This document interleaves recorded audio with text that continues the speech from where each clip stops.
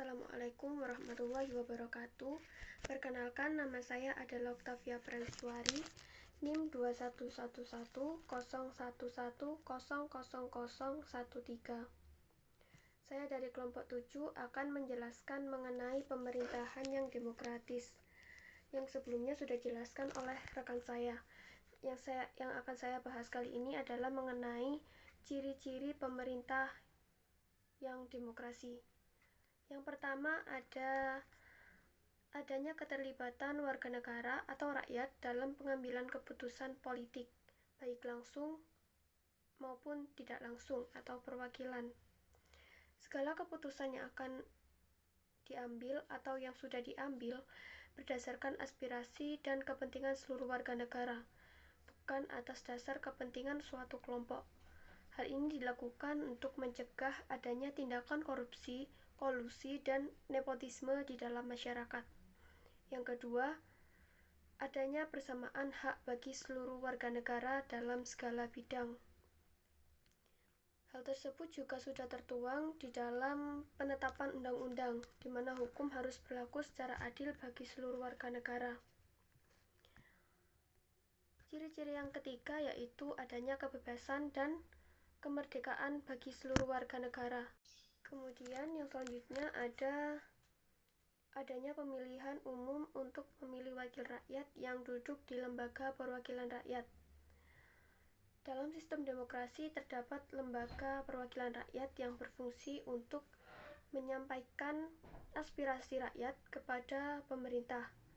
Di Indonesia ini lembaga tersebut dinamakan Dewan Perwakilan Rakyat atau DPR, yang dipilih melalui pemilihan umum sehingga kekuasaan serta kedaulatan rakyat diwakili oleh anggota dewan terpilih.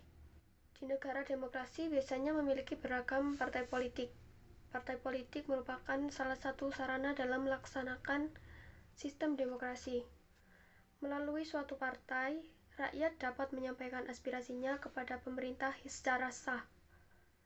Partai memiliki fungsi dalam hal pengawasan kinerja pemerintah sesuai atau tidaknya dengan aspirasi dan kepentingan warganya.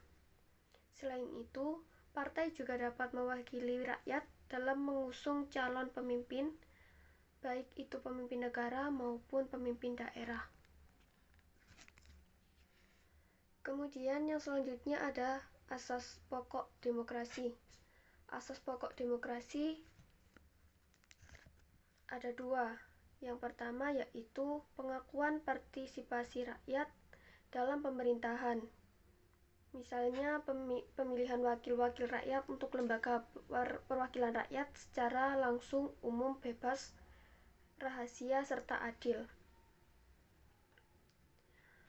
Dalam negara demokrasi, setiap warga negara memiliki hak untuk turut andil dalam proses pemerintahan.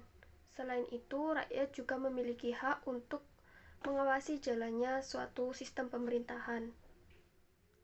Partisipasi rakyat digunakan pada berbagai bidang seperti politik, ekonomi, pendidikan, sosial, dan budaya.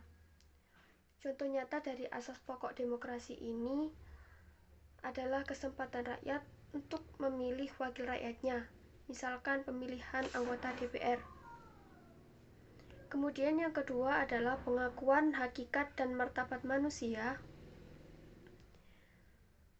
Misalkan adanya tindakan pemerintah untuk melindungi hak-hak asasi manusia demi kepentingan bersama. Dalam negara demokrasi, setiap warga memiliki persamaan haknya. Pemerintah harus melindungi rakyatnya dari berbagai ancaman.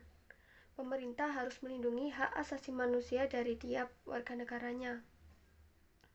Selain itu juga pemerintah harus memperlakukan rakyatnya secara adil, tanpa membedakan suku, agama, ras, dan golongannya.